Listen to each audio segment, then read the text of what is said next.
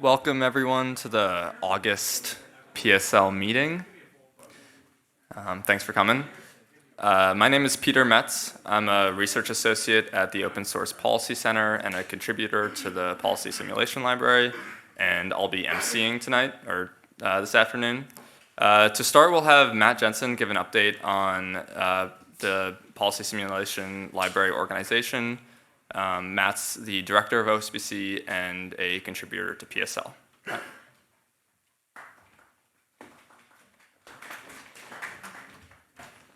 Thanks, Peter. Just a quick update for you all. Policy Simulation Library has a new partnership with an organization called the NumFocus Foundation. NumFocus Foundation works in data science community. Other projects with a similar partnership with them include Cython and Dask and scikit-learn, scikit-bio, a number of others. NumFocus will be helping PSL connect to the data science community and make sure that the tools in the Policy Simulation Library are available to a wider community outside of the public policy audience. If there's anything that any of you would like to do to help in that effort, just let me know.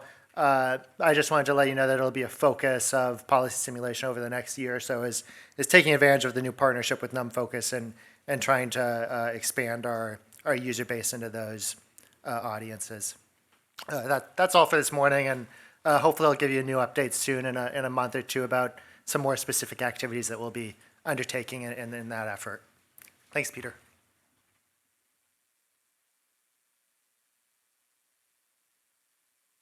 Great, thanks, Matt. Next up, we have Cody Kallen. Cody is earning his PhD at the University of Wisconsin in finance and economics. He's the developer of Business-Taxation, which you'll be hearing about today, which is an open source model for analyzing business tax.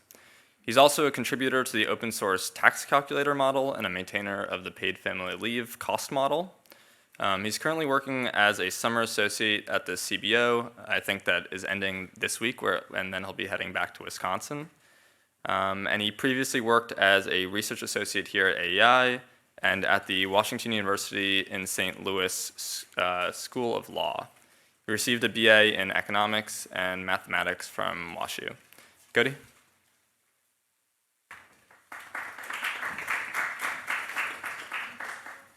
Thanks. So a quick disclaimer before I start. As Peter mentioned, I'm currently working for CBO. This model predates my work at CBO. It doesn't use any methodology from CBO. All information that goes into this is from publicly available data, and the methodology is developed independently. It also does not reflect on CBO and presumably doesn't resemble their model, although I don't know that precisely. So a bit of background on this. I started working on Tax Calculator. OSPC is Individual Income Tax Microsimulation Model, and we didn't have a corporate tax model. So I kind of started working on this very slowly over the course of years. And over the time, I realized that many of the computations for the corporate income tax are also applicable for pass-through businesses. So this is a general business tax model, not just a corporate income tax model. So I'm just going to go through an overview of the actual structure of the model, a few specific components of the model for getting more modeling capabilities. We're going to walk through some of the responses to tax policy, and then I'm going to do a little demo using some simplified data, and then talk about what I'm still working on to improve this and ways that it can be improved further. So the actual structure of the model, as I mentioned, its original purpose was revenue estimation for the corporate income tax. So the actual model itself is operating through the business model object. It has a representative corporation, a representative pass-through business, and a representative investor. And each of these handles different computations relevant to its sector. So the actual process of the model is that what we want to do are compute corporate tax liability and corporate after-tax income. And this is after-tax net income real terms, not tax terms. We want to do compute pass-through net income, at least the tax definition of net income, and then we want to pass changes in these onto individuals in the individual income tax, either who own pass-throughs and have pass-through income, or who own corporations and have income from corporate equity. So we'll start with the corporation class because this is kind of the focus of it, or of the business taxation model. So we use data from the IRS, the BEA, the Federal Reserve, and the BEA as well for data on international activities.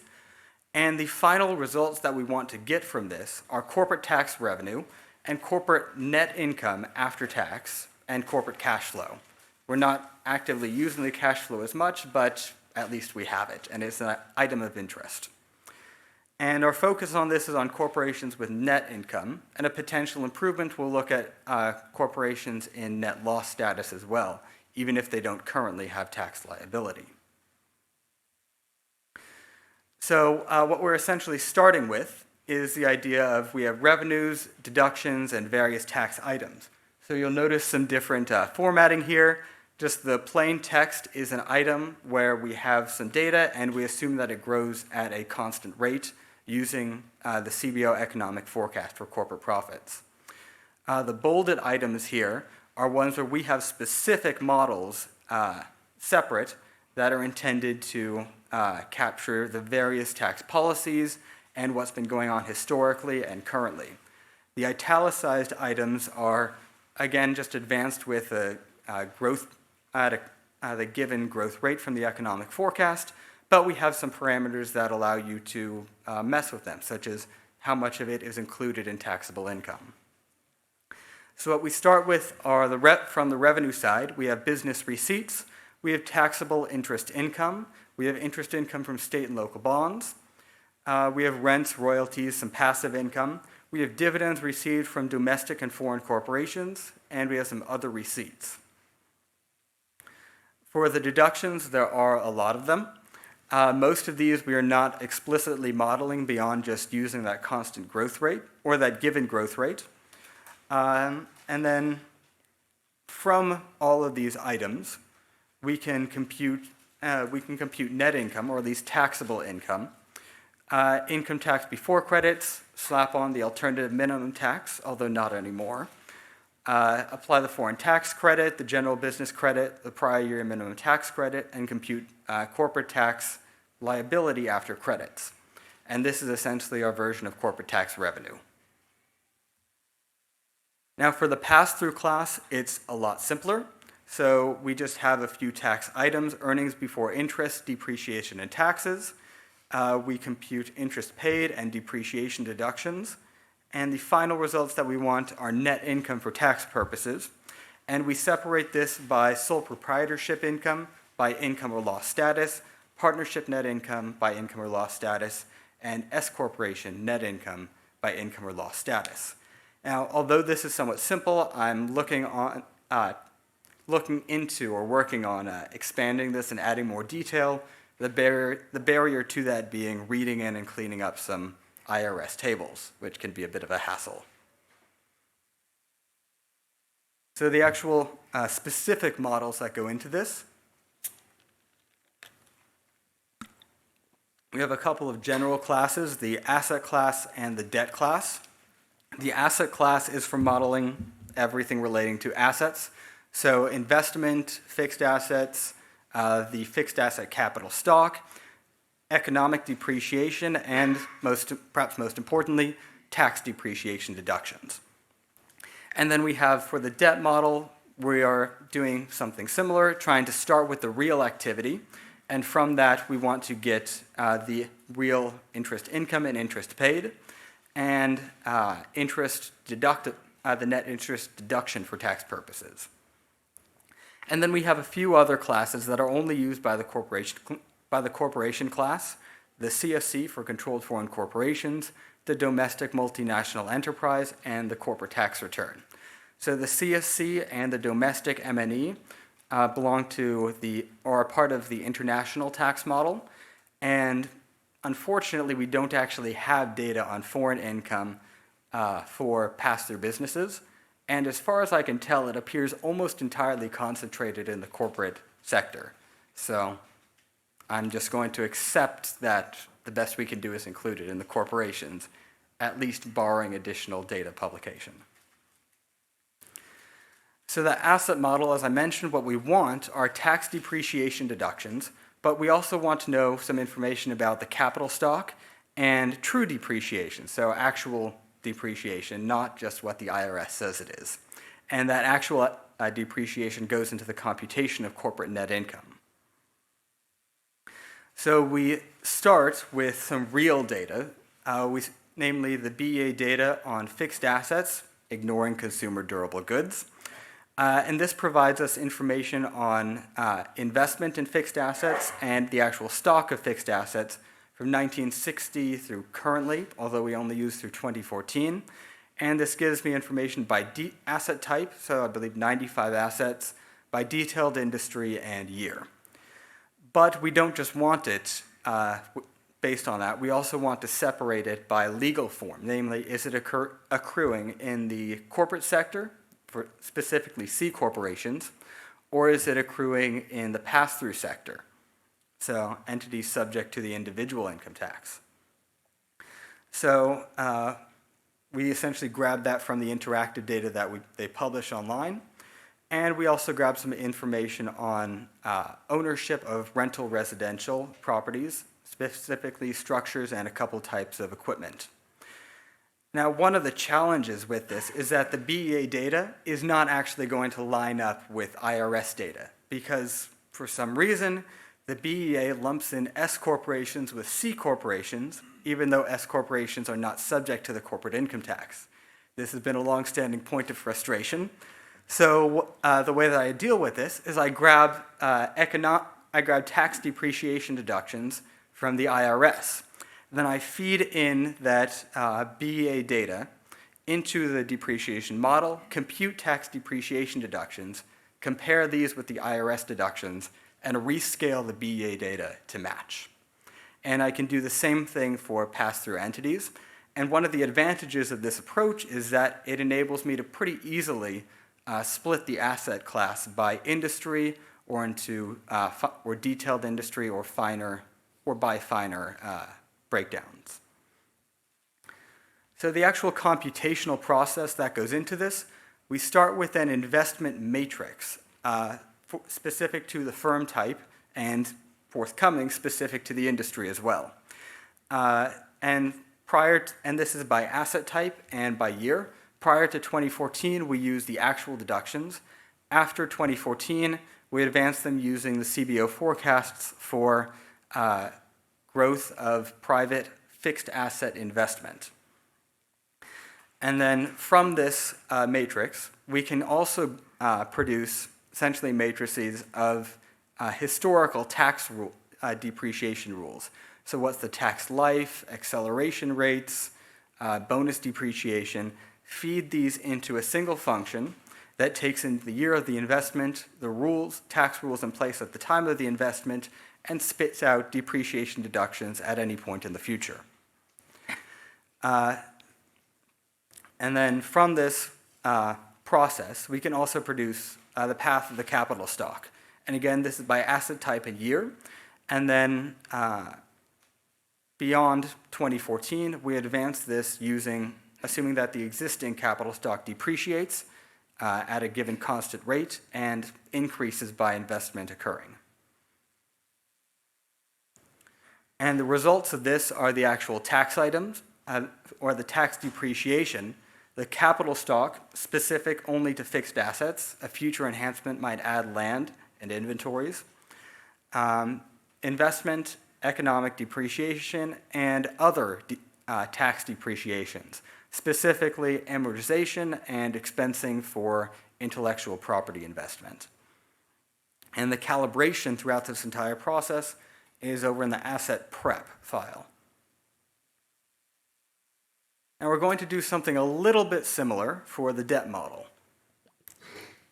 where we're essentially going to start from real data, produce tax data and go through that rescaling process. So what we want are interest income, interest paid, and the actual tax versions of this, because the tax definitions don't necessarily line up with the real definitions. So from the real activity, we start by getting information on debt, securities, and loans, liabilities specific to the corporate sector and all business, and then subtract that off to get the non-corporate business. We also grab debt, securities, and loans assets. We only do this for the corporate sector.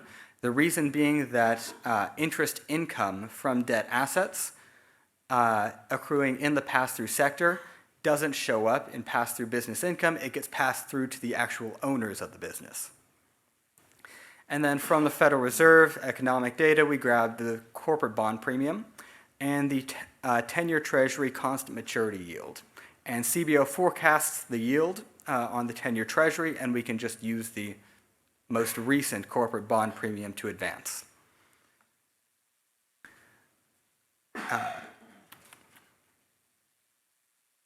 So the actual process of this, we start with that real data, and this gives us debt assets and liabilities 1960 through 2014, and then we're going to assume that the growth rate of debt, of these debt assets and liabilities, is the same as the growth rate of the actual fixed assets of the firm. Ideally, we would use total assets, but this is a reasonable approximation. And then we have to add an adjustment, because the historical data was based on historical tax rates. And with the enactment of the 2017 Tax Act, the corporate tax rate has dropped, and so the tax shield from debt financing is also decreased. So we should reasonably expect, and we have some preliminary evidence on this, that corporations are deleveraging accordingly. Now, from this historical data, or these historical debt liabilities, we actually go through a process of backing out originations in any given year. And the reason being that the interest deductions taken in the future are essentially going to depend on the interest rates at the time of the origination of the debt, not necessarily on current interest rates. So once we backed out these debt originations, we also have to constrain them to prevent negative originations. This isn't an issue in general, but it would be if, say, you had a very large response to the repeal of the net interest deduction entirely. So from this entire process, we can then compute interest paid and interest income, both from general bonds and from municipal securities. And coming out of this, we have net debt outstanding, net interest paid, and the net interest deduction.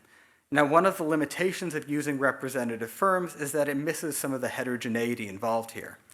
So for a representative corporate firm, the corporate sector is actually a net lender, and this is concentrated in the financial sector and in management companies, which includes bank holding companies.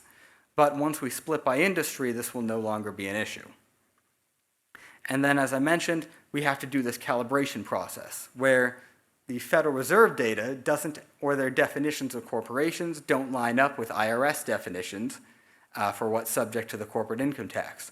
So we have to rescale liabilities, assets, and municipal securities to match what we observe in IRS interest income for 2000 through 2013. Now, one of the newer components here is the international model. And this consists of essentially two pieces for now: controlled foreign corporations, which are have historically been the means of profit shifting, and domestic multinational enterprises, which receive dividends from their controlled foreign corporations and have some additional foreign income, such as foreign branch income or interest, rents, and royalties that accrue from foreign activities. They also receive the foreign tax credit. So these two classes are going to house essentially all of the calculations relevant to international tax rules. So we start with some data on controlled foreign corporations from the IRS International Business Tax Statistics and corporations claiming a foreign tax credit. We're also going to grab some real data, not just the tax data, from the BEA, activities of multinational enterprises. Although they have more recent data, we're going to focus specifically on their benchmark 2014 survey because it's going to have generally greater accuracy than other years. So the BEA data has information on income and assets of U.S. parent companies, their foreign affiliates, and their majority-owned foreign affiliates. And we're essentially going to use this BEA data to try to impute real economic information into the relevant tax data. So the controlled foreign corporation class, it has some real activity, earnings, it pays dividends to parent, it pays taxes to whatever country it happens to be operating in, and it accumulates undistributed profits. Then we also have tax computations for them. As I mentioned, we pay foreign taxes. They also have some subpart F income. And as I mentioned, they have these untaxed accumulated profits. And newer, since the 2017 Tax Act, we now have GILTI to compute there, namely the tax on global intangible low-taxed income, which automatically includes some of the income accruing in these foreign entities. As for the parent, as I mentioned, we start with some real activity, and we're going to run some computations. So what we specifically want are three items that get fed into the corporation class and the corporate tax return. So constructive taxable income from related foreign corporations, which includes subpart F income and the dividend gross up, and their actual foreign dividend income.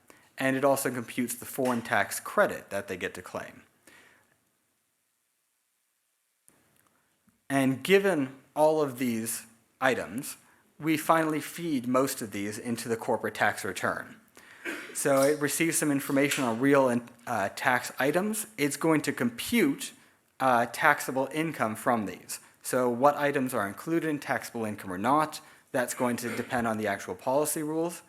And we're going to come up with essentially taxable income.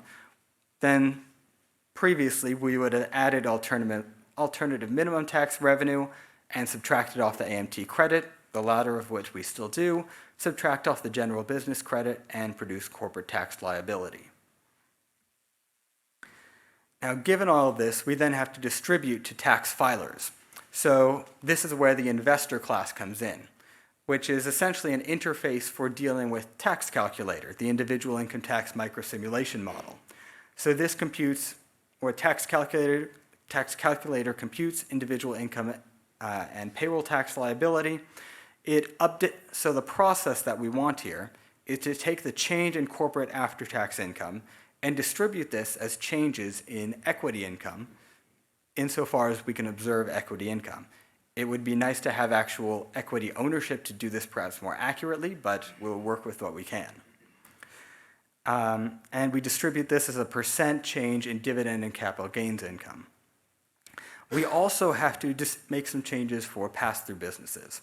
So, as I mentioned, we start with earnings before interest, depreciation, and taxes for pass-throughs, subtract off the computed interest deduction and the computed tax depreciation deduction, and that gets us net income. So we can compare net income for pass-throughs under a baseline and a reform, and then distribute this to to individual income tax filers who have pass-through income in the microdata.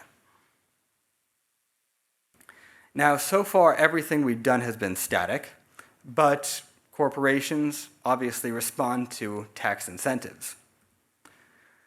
So all of this operates through the response model, which includes an investment response, a debt response, and a repatriation response. And some of the pieces that we're in the process of developing are a profit shifting response and a legal form response, namely how much business activity is shifting between the corporate and pass-through sectors.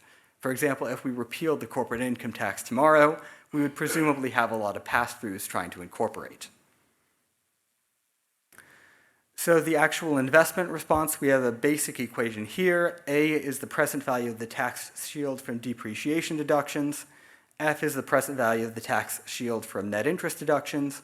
C is, or tau is the tax rate. R is the real required rate of return on assets, delta is the economic depreciation rate, and C is the user cost of capital, which is what is the pre-tax gross profit rate that's required to break even after tax. And the importance of this is essentially based from the neoclassical theory. Corporations invest until their marginal product is equal to their marginal cost. C is their marginal cost and is influenced by tax terms, so we can recompute C, apply an investment elasticity, and produce an investment response.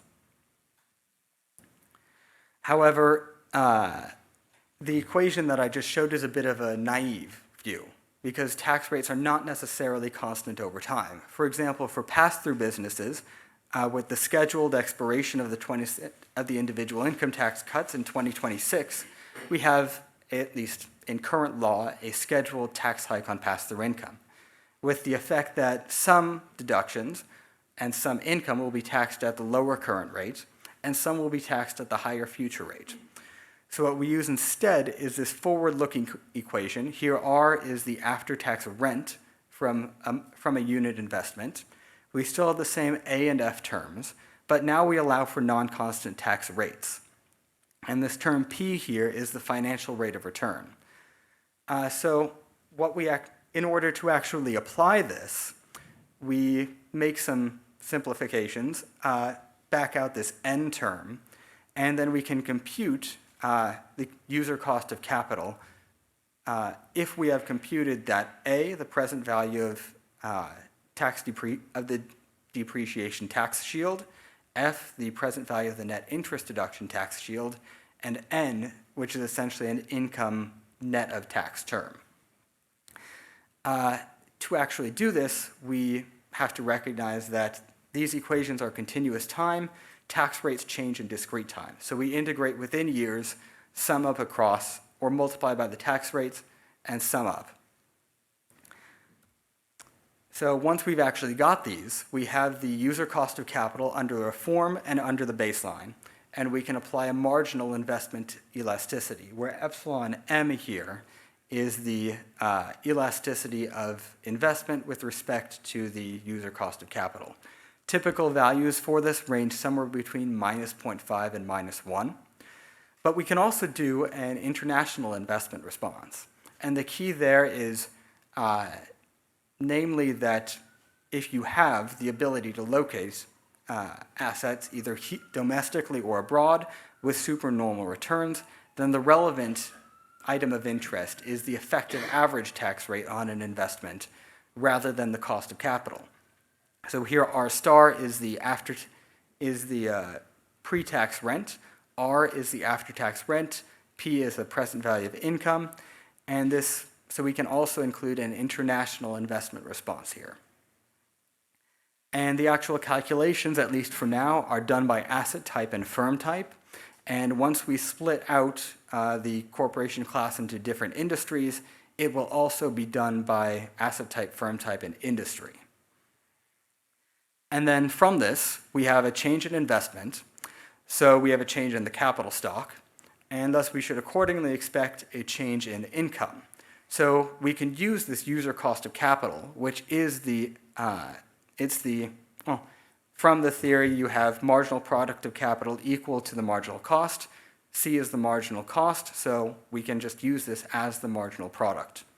So we can use the change in the capital stock resulting from the reform or from the response to the reform to update earnings as well. We also have the debt response. This one is a little simpler. We just apply a semi-elasticity of the debt to asset ratio with respect to the tax shield. And the tax shield here is modeled as the fraction of the interest paid deduction that can actually, or of interest paid that is actually deductible, multiplied by the tax rate. Now I use a semi-elasticity of 0.17. Alternatively, you could use something up to 0.4. Those are all pretty reasonable estimates, but we don't quite have data yet on how large the response is to the TCJA. And then from this, we can update the optimal debt to asset ratio and use this in a new debt object. For the repatriation response, it's also relatively simple. We just apply a semi-elasticity of the dividend repatriation rate with respect to the repatriation penalty. Prior to the TCJA, this penalty would have been the difference between the US and foreign tax rate multiplied by the fraction of those dividends included in taxable income, 100%. Now it's zero. They're no longer included in taxable income. We use a semi-elasticity of minus 0.61, although if you just run it without updating those elasticities, they use a default of 0. Now, one of the challenges involved in this is that the baseline data that we're using for the model comes from essentially corporate and non-corporate behavior based on pre-TCJA law and the tax rates and tax rules that applied then. So in order to properly model the current law, we have to include some kind of response. So the baseline includes both the debt response and the repatriation response. We don't, however, include the investment response because CBO provides a forecast for fixed investment. We just assume that this forecast is correct and that we can just go on that.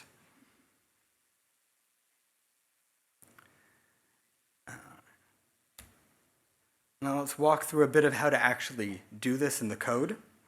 So let's start with a nice simple example. So I'm going to start by importing tax calculator. I'm going to import a few objects from Business-Taxation, and then we're going to create a very simple reform. We're just going to cut the corporate tax rate one more percentage point down to 20%. Now we're going to actually create the policy object and implement the reform within it. And that's going to update the policy parameters that will be used. Now, because this interfaces with tax calculator, we also need to create a tax calculator policy object for them. Then we're going to create the business model itself. And we're going to calc all with response equals none. While this runs, you can take a look at this. We pass the business tax policy reform. We pass the individual income tax policy object, and we call this investor data as RPUF. Now, for demo purposes, I'm just using a single representative individual. That's the purpose of RPUF. There's no possibility to compromise information from it, and it essentially allows you to use the model even if you don't have actual IRS public use microdata. And since it's only one individual filing taxes, it also makes this run much more quickly.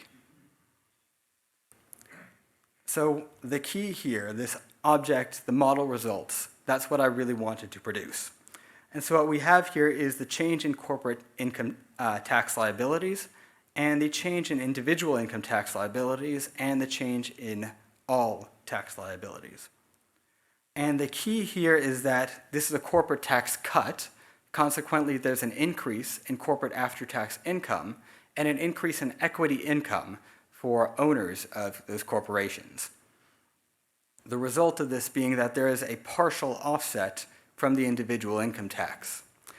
I should note the actual numbers for the individual income tax are not necessarily that accurate because it's a single representative individual, but they can at least allow it to be run and show some of the effect.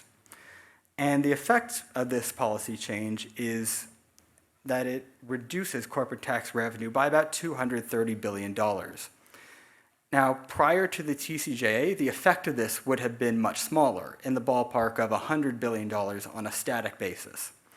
After the TCJA, the corporate tax base is somewhat larger, mostly due to the international tax reforms, and of course to the inclusion of the repatriation from accumulated foreign profits. But that's a relatively simple reform, and it's a tax cut. Looking forward toward 2020, it seems possible that we might be talking about a tax hike instead. So let's talk about the first one, cash flow tax. So we're going to go with full expensing, and we're going to use a couple of base broadeners here, perhaps unconventional base broadeners. One is we're going to eliminate all depreciation deductions on existing assets. Normally, this would have some serious distortions on future behavior, but with a switch to permanent expensing, that isn't really an issue. And we're going to wipe out the deduction for interest paid. Since it's a cash flow tax, we're going to exclude capital gains and loss income. And as part of the base broadener, let's repeal the deduction, at least at the corporate level, for state and local taxes. Let's repeal the prior year minimum tax credit because the AMT has also been repealed.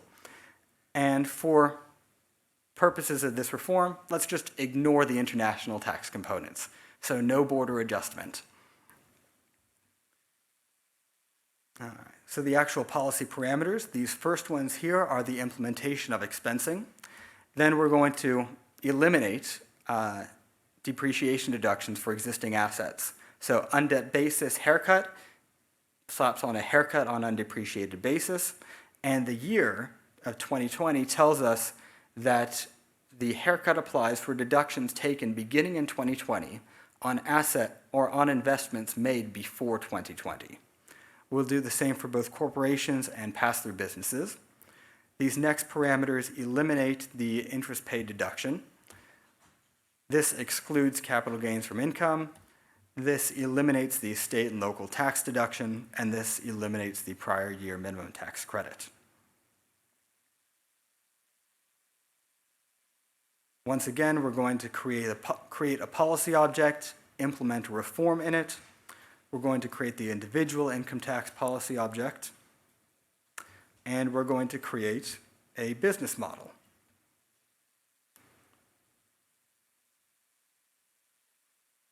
Once again, this is a static analysis, and we're still using that representative individual tax filer.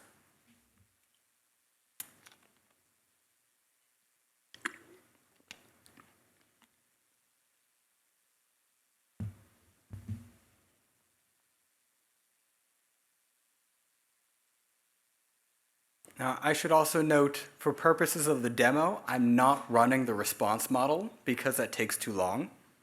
But I do have some code available, and if we have time, I'll walk through that a bit. So now that it's run, we can grab the model results, and we have a pretty substantial tax hike. And the reason that this is so large is that the shift to expensing doesn't actually do all that much because we have full bonus depreciation for now, and we have a phase out beginning in 2023, I think. But the elimination of depreciation deductions and of the net interest deduction constitute a very substantial base broadener. So the effect of this is that we switched to a cash flow tax and raised a bit over $4 trillion. I should note, this is purely on a static basis, so if we include some responses to this, it might not work out quite so high. Now let's consider an alternative to a cash flow tax, a simplified income tax with a lower corporate tax rate. This is an idea that I believe Lily Batchelder has spoken about, with a low corporate tax rate but a shift toward economic depreciation. So that's what we're going to do. 15% corporate tax rate, economic depreciation, no bonus depreciation. We will include the interest income from municipal bonds, because why give a subsidy there? We will repeal the Section 163J interest limitation. Let's get rid of the deduction for state and local taxes, repeal the prior year minimum tax credit as well. And we're also going to switch to a full worldwide system, where all income that's accruing in those controlled foreign corporations gets automatically included in current income.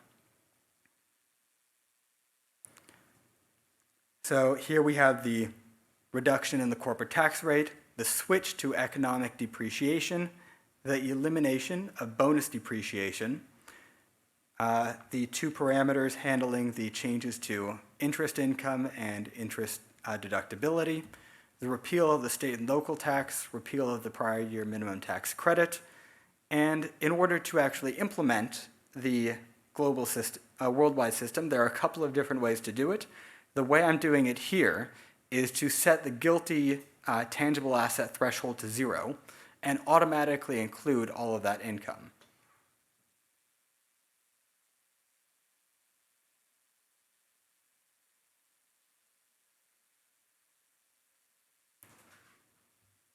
Now, once again, we create the policy object, implement the reform.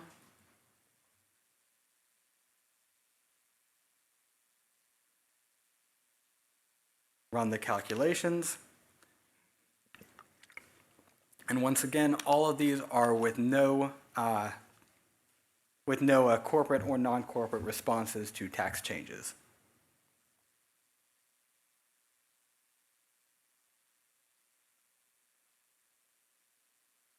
Now, a significant portion of the computational time is actually on tax calculator in general. For purposes of this demo, that's been substantially shrunk.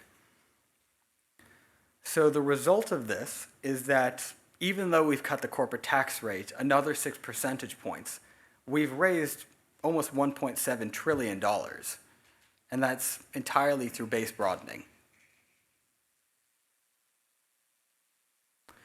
Now, as I mentioned, all of this was on a static basis. But it would be useful to have behavioral responses as well. I'm not actually going to run them because they're very time intensive, but I will at least show how they operate. So this is over in example.py, which runs an example reform as well as an example reform including a response.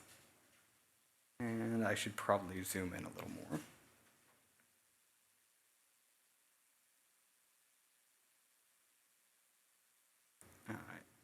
Well, I hope that is visible. But the key here is that we create the business model as before. Instead of calling calc_all immediately, we create a response object, and then we update the elasticities that we want to use. Here we're going to use a -1.0 corporate marginal investment response, a non-corporate marginal investment response that's half as large as the corporate magnitude, just on the idea that pass-through businesses might be not as responsive to tax policy as C corporations. And we'll do the same relative magnitudes for the response to the tax shield from interest deductibility. And then there's also this term first-year response. The reason for this is that you could implement a reform that changes tax rules retroactively. And the first-year response says corporations cannot respond to anything before this year. Now, this was actually written in 2018, so it's set as 2018. You might want to change that to 2020 if you want to run it yourself. And then what we do is we call calc_all and pass it this response. Now, the reason for creating the separate response object is essentially I want to allow someone to create their own response object. So if you don't like what I have, you can use your own code, create an object with at least the right attributes, and pass it to there. And then in addition to the actual results I showed, the model results, which were just the change in tax revenues, we also have a great deal more information. So here we are grabbing the combined return for the baseline and the reform corporations. And these are just the tax returns. So starting with their earnings before interest, depreciation, and taxes, and showing each of the relevant tax items that we've calculated. You can also grab real results, which are down here. And the key here is that on a static basis, the only change on the real results are tax liability and after-tax income and cash flow. But when you run a response, you also have changes in the capital stock, in debt liabilities, potentially in debt assets, and in earnings.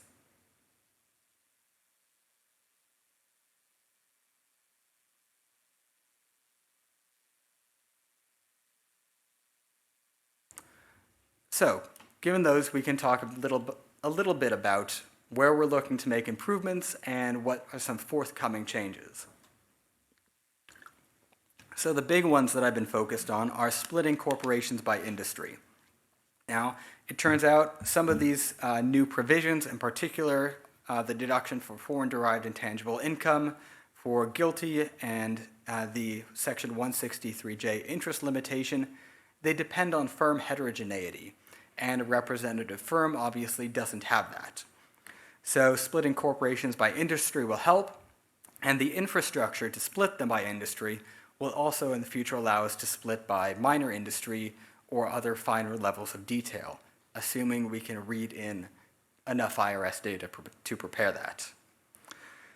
For pass-through businesses, as I mentioned earlier, we have a single representative pass-through, but that doesn't need to be the case. We should split it into 2 different sole proprietorships, income and loss status, 2 partnerships, and 2 S corporations.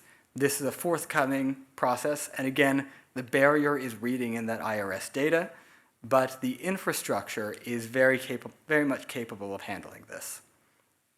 And then another piece is just adding more detail for the international model so that we can perhaps better or more accurately model the foreign-derived intangible income deduction, as well as potential other changes such as border taxation, or the border tax adjustment, even though it's kind of not really a plausible reform at this point.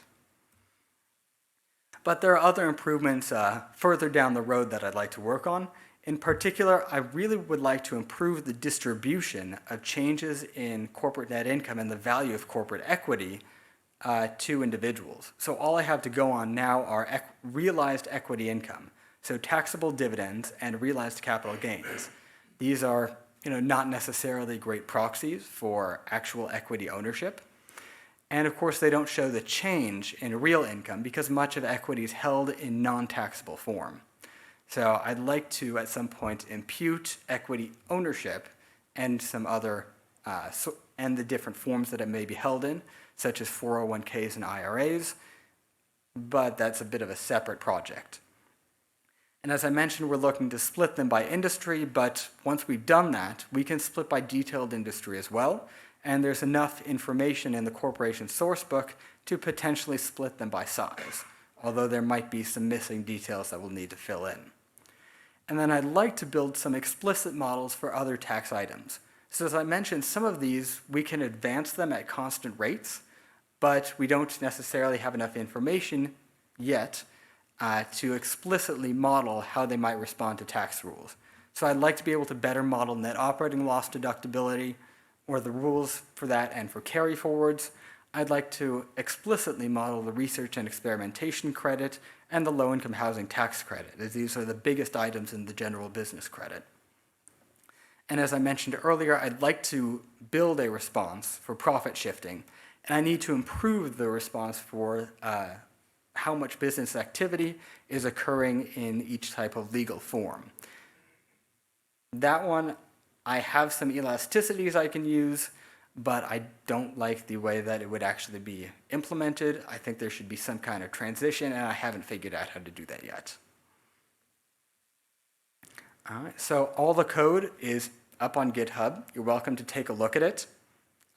If you have any issues or recommendations or actual changes you'd like to make, I'd certainly welcome those. All right, and then I believe we have some time for questions. As a reminder, if you have any questions, please wait for the microphone to come around. So we have some people watching on the live stream, and without the microphone, they can't hear you.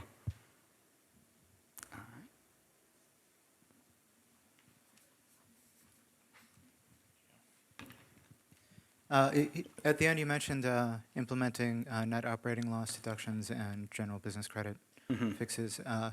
Could you tell us what you've been thinking about how to make those work? So for the research and experimentation credit, that's a little more straightforward because it comes from actual R&D investment, and I do have data from the BEA that I can use for that.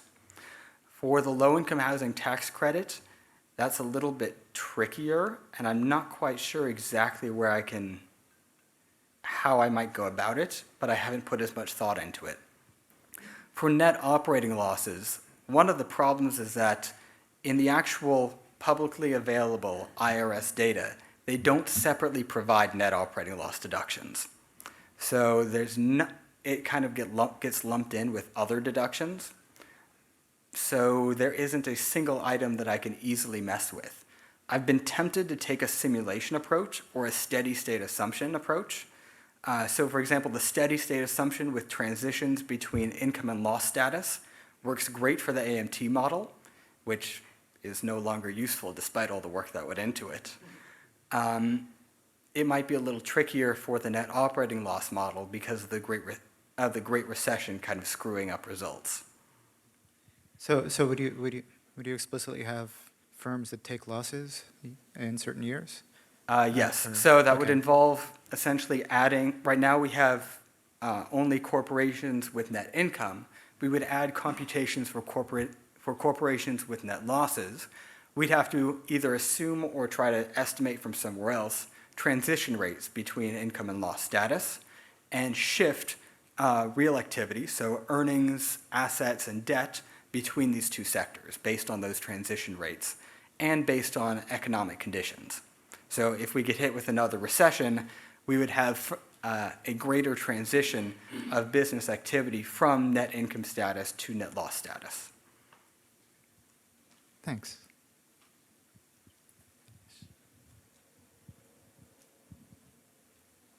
Or right there. Henry Hetker, retired government. I wondered, is there a way to sell companies, investors, and individuals on U.S. Treasuries and savings bonds? These days, we always hear of KEO plans, 401k plans, your IRA. Mm-hmm. When I was a young man, savings bonds were much more important. Rates are very low. I wondered about possibly having a deduction, say the first $100 or $1,000 in interest would not be taxed or taxed at a much more reasonable rate to try to encourage investment in these particular sources of, government programs. Do you have any ideas on this? Has anybody looked into this at all? I'm not familiar with existing work on trying to get corporations to buy more U.S. Treasuries. They already buy a fair amount, the reason being that they want to hold liquid assets. One way to do this would actually be to repeal the exclusion for interest from municipal bonds. So that would essentially cause firms to shift from holding those municipal bonds to holding treasuries, which are more liquid, safer, but at least under current law don't provide an exclusion. In the actual code, you can exclude some of that interest income from taxable income. In terms of selling corporations on how to do this, I think you would need to include some kind of exclusion for treasuries. But I'm not an expert in corporate cash flow management. All right. Oh, when you talk about eventually, or in the next phase, splitting by industry and size, how far down the code can you go in industries? Is it just 2 digits? Can you go down to 3 and 4 digits? And also by size, do you mean assets, earnings, profits, or i.e. could you split industries, both 3-digit industries by profits? So the actual data for that would have to come from the corporation source book, and they have information by detailed industry, I believe. And then within each detailed industry, they also have a breakdown, I believe, by the amount of receipts, and we have a similar information for pass-through, or for pass-through businesses, although it does not quite provide the same cross-tabulation. But if we were to do the split, we would have essentially, or by firm size and by detailed industry, we would have several hundred representative corporations instead of a single one, or instead of a dozen or 2 dozen. But that would provide a great deal of heterogeneity, at least.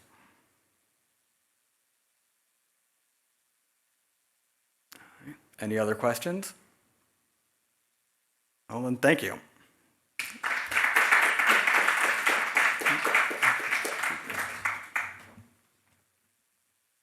Thanks everybody for coming to the August PSL meeting. If you want to keep up with PSL events and models, you can sign up for our newsletter, which the sign-up sheet is in the back corner, or you could follow us on Twitter at PSL Models. Our next event is on September 11th. right here at AEI, same time, same place. We'll have Dr. Lars Vilhuber, who's at Cornell University, and he is the American Economic Association's data editor, and he'll be talking about challenges to and steps towards transparency and reproducibility in social sciences and particularly at the AEA. So hope to see you there, and thanks for coming.